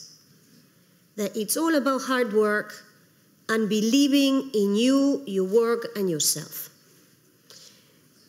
And I offer you this because many of you in the audience are probably parents. And it's very important that the message we give to our children is the message that there are no limits, especially to our girls, that there is no limit to them, that they live in a world where they should not feel afraid of pursuing their dreams. But whatever is valid for our children is also valid for ourselves. So there are no limits. Follow your dreams. Work hard. Nobody is going to give you anything for free, but take it and run with it. Excellent. Kitaoka-san? I sometimes ask myself why women can contribute national economy and the international economy. And the answer is very simple. Because they can explore the areas which had never been explored by men. You know, very simple. Actually, I can tell from my experience. My wife finds something very new to me, which I would never have found by myself, or who I have never met. She may find very interesting people, and then introduce them to me. And then one case was that our engagement of the establishment of NGO to help poverty reduction in Africa, that started with our engagement with the OLICET, the anti-mosquito network. And I had an idea, and I was asked to cooperate. Yes, I was positive, but actually, then at that time I was very busy, but she became very much enthusiastic. I will go to participate the meeting in Senegal. She went there alone from New York, and then on a discount economy class, and then the Japanese mission people were a little bit concerned and sent someone to escort her. She was on the business class, and while my wife was on the economy discount. But anyhow, that doesn't matter. Anyhow, I feel sometimes the way of thinking or way to communicate with the people are different from me. Then I can learn, I can get, and I actually got a lot of things from my wife's approach to many things. So the catching up and then overcome the male approach, that's fine also. But at the same time, please do something which is different from men. That would inspire us more and would contribute more to the economy. Wonderful. Thank you. Susie, any last comments, messages? I think very important, especially for all women here, to basically liberate yourself from gender differences. So you're not different than what men can do. You can do what men can do. It's liberate yourself from this. As long as you still put this as a barrier, you have barrier in your head. So liberate yourself from these discrepancies as a woman. It's not discrepancies. You can even just make it as an advantage. We can do more. We can think more, and use your source on you to increase your capacity. I learned to see without my both eyes. I learned to listen without my 2 ears, and I tried to feel without my hand to touch it. So this is a word that you actually try getting out of your physical limitations. If you close your eyes, you can hear the waves. You can see your bedroom at home with all dirty clothes hanging here, hanging there, because you don't see it with your 2 eyes. I try to explain this. And with that, you have the capacity to doubling of thinking things. You have the capacity of pursuing things more in your mind. And this will increase your capability on thinking of business, of many other things, because you're not that how you call it, limit yourself, because you can see more. If you see with your eyes, you only see what is in the front of you. Behind the wall, you don't see it.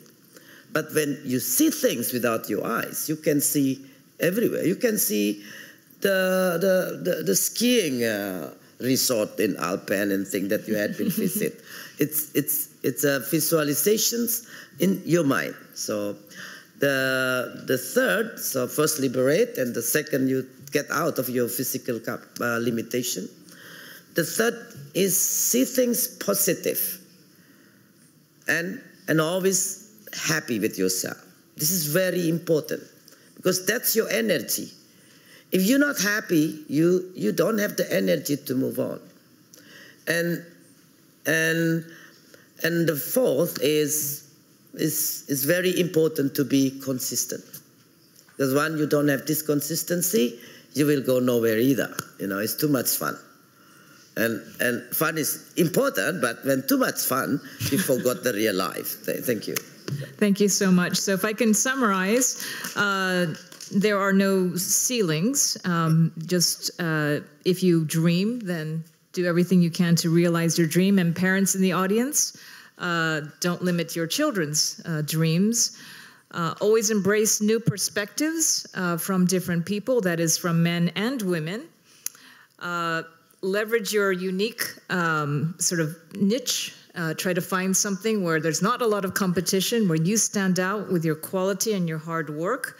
Liberate yourself, and finally be happy, be positive, because if you're happy, usually your family's happy, your colleagues are happy, and use that energy in a very virtuous cycle way.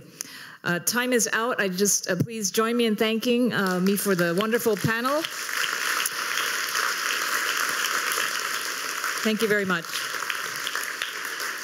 Thank you very much. 本当にありがとうございました。Thank you very much. We would like to again thank the members who have joined us. We have had Madam Pujastuti, Minister of Marine Affairs and Fisheries, Republic of Indonesia, and Ms. Arantxa Gonzalez, Executive Director, ITC, and Mr. Shinichi Kitaoka, President, Japan International Cooperation Agency, Ms. Kathy Masui, Vice Chair, Goldman Sachs Japan Company Limited. Thank you very much for the discussion that have prevailed. さて皆様、本日は WAW 開催にあたりメリンダ・ゲイツ Ladies and gentlemen, we have a message from video from Melinda and Gates, co-founder, the Bill and Melinda Gates Foundation. She has been working on eradication of serious poverty and global health programs in developing countries. Now, let's pay attention to the video, please. Hello, I'm Melinda Gates. I wish I could be there in person at this important event, and it's my pleasure to welcome you to the World Assembly of Women. I want to recognize and celebrate Japan's leadership on women's empowerment around the world. Prime Minister Abe, Minister Kono, Minister Kato, and Minister Noda have all been vocal advocates of gender equality. And Japan doesn't just talk about women's issues, it puts its money where its mouth is, providing critical financial support for key priorities like maternal health, saving the lives of moms and babies all over the world. The people working toward gender equality, that is, the people in this room, are one of the reasons I'm so optimistic about the work. Women and girls who can reach their full potential are a powerful force for change, not just for themselves, but also for men and boys. In short, we are all greater when we're all equal. Family planning is a powerful illustration of exactly what I'm talking about. If all women were able to plan their pregnancies, fewer children would die and more children would get a great education, which means they would grow up to be prosperous. More prosperous parents are in turn more likely to have healthier children, and that virtuous cycle would continue, which would transform families, communities, and ultimately nations. So investing in women's empowerment is not only generous, it's also a strategic way for us to build a better future. The World Assembly of Women and the government of Japan are helping to show the way. I wish you a productive discussion, and I thank you for what you have done and what you will do.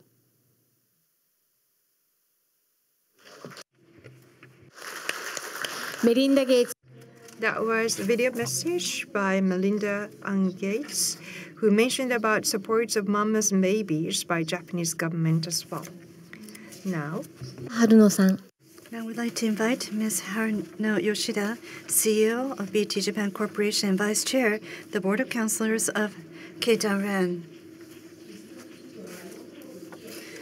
In 4 countries, she has pursued her career in 5 global IT companies. In 2012, she has assumed the position as CEO of BT Japan Corporation. And 2015, she has assumed the position as being the first Japanese executive at the Board of Counselors of Keidanren. She has also been counted as the 50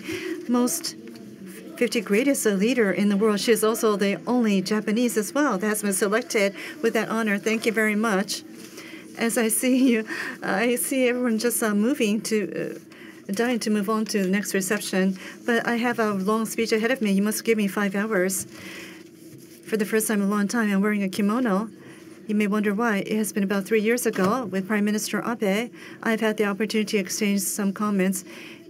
And he talked to me in English. I'm sure he figured that I was not a Japanese, but I am speaking on behalf of the host nation, being Japan. However, having seated for quite some time, I'm starting to turn purple. Indeed, I understand that you have come from afar and from various locations. But first of all, I would like to thank the host, the organizers, and commend them for the effort. Well, since its beginning, I'm sure that we were overcome by concern as to what will evolve. However, now we are marking the 5th year. It has evolved and expanded its circle of network, which fills me with happiness. And from yesterday, with a guest, there has been an opportunity to dine together, and they come and they ask me, what is happening about womenomics in Japan? Is it making progress? And I say, well, look at where we are. That Keidanren, the Japanese Business Federation, the symbol of the Japan-dominated business circle. And from there, I am serving as on behalf of the chair. Don't you think the world has changed?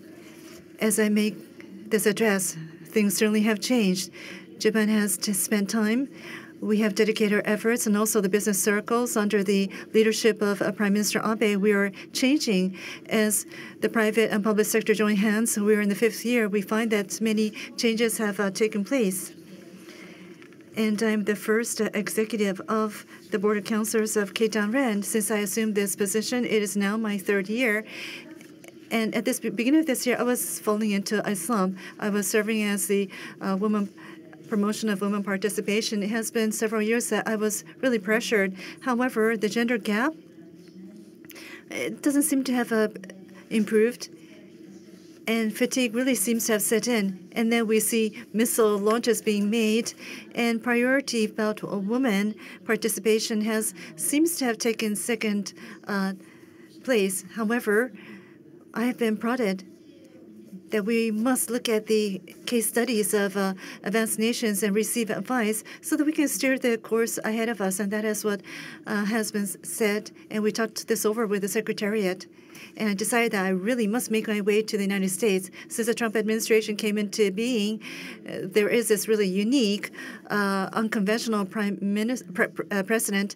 But with Ivanka, there seems to be a seriousness about really pursuing the woman agenda. And if I do make my way, I may be able to hear. Now, in the 70 years of Keidanren, for the first time, only the woman executives, we are now in a changing world. We have a woman-only delegation that made its way to the United States. So we went. First of all, we visited at the White House. There was an Oval Office in the back, and that day, the president came. I could hear his laughter. I thought maybe there's a president nearby. It was a large meeting room, and we have had the opportunity to exchange comments. Unfortunately, Miss Ivanka was not there. However, her right arm, responsible for promoting women's agenda, Lena Powell, the advisor to the president, joined the team and gave her about an hour of her time for the session. So we were almost at a loss, but now it was a discovery in its making. We received some valuable advice, and we were really motivated. So what did she say to us? Needless to say, she is from Goldman Sachs, and she is really fine-tuned to business. I see someone before me, Kathy Matsui, nodding her head. So she's really fine-tuned to business. And she said, well, let's change our world in this way. The half of the world, intelligence-wise, must make its way into society. It will invite a new social phenomenon. Within this change, there is always economic activity that comes attached. And such positive social phenomena will always translate into positive numbers. So we need to be vigilant. And this is a womanomics in the advanced world. That is what she said. And within her mind, this is a market that's greater than BRICS. It was astounding. It was so attractive. And I thought, well, it really rang a bell. There are many ways you can steer womanomics. There may be countries that will pursue education. And there might be, in Saudi Arabia, we heard news that women are now able to get a driver's license. But when you look at Japan and the United States, these so-called advanced nations, womanomics is different, I felt. Indeed, in Japan, our major objective is 600 trillion and to re-energize the economy. So we decided to really work for the numbers, the target. So what did I do once I returned? Within Day1, among the top executives, I made a hearing. I said, womanomics has entered its 5 years. Has anything changed? I asked. And when you listen closely, things have changed. Executive of household appliance manufacturer, he said that the beauty care equipment were really selling really well. And I said, what is it? And you can work on your wrinkles and you can rejuvenate. And I thought, wow, that's really attractive. I want one too. And automotive manufacturer said, there is an interior finishing that has been designed by a woman. It's really selling well. And a convenience store CEO said, if you leave the planet to women, the Susie, if we're saying one in every second, that's phenomenal. So there are cases, success cases, and womanomics. Well, when you translate this into numbers, we're trying to collect the numbers right now so we can get our thumbs on what it is. And Kathy Matsui said 75 trillion is an easy target, is what she said. I thought so too. I shared in that thought. $75 trillion, I don't know about that, but 75 trillion yen, I think that was feasible, achievable. And within the panel, we heard that we need to be happy. I certainly agree. You need to be happy. And we have the vibrant woman. They're half within the world. And look at the hall. I feel the energy and aura. And this is precisely what is going to change the world. With the gathering of women, I always think that, of course, there is an economic impact that we can actually deliver. However, that's not the only thing. It's this energy that really emanates, this cheerfulness. Where does it come from? Maybe it has to do with our DNA. And this, I think, will change the world. That is what I thought. And also what I thought was what the woman felt. As we become active, this will indefinitely lead into to economic growth. It's quite different from speculative investment, which is only a one-off impact. What we are doing is going to lead to growth of human society, and this is what brings cheerfulness and it delivers on energy. Every year, WAW creates new network. And I think that this is our most valuable asset. The world, we are seeing a shift towards anti-globalism or protectionism as well. That seems to be some tendencies that we are seeing. However, this network may remind us of what is really important. The true prosperity and a network means that we are coming together as one. This is a solid contribution. So we're thinking about the great things that can happen, and I'm really excited for the 3 years ahead of us. Again, we'd like to tap into your energy so that we can energize Japan and we can change the world.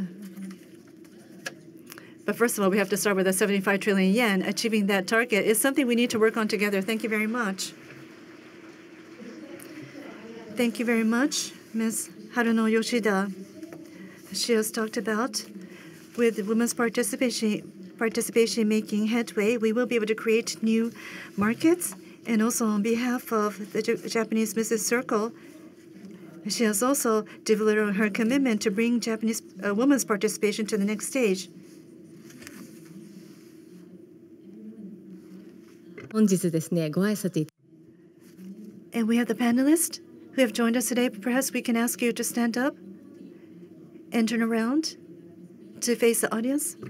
And people in the front row who gave speeches today to stand up and face the audience.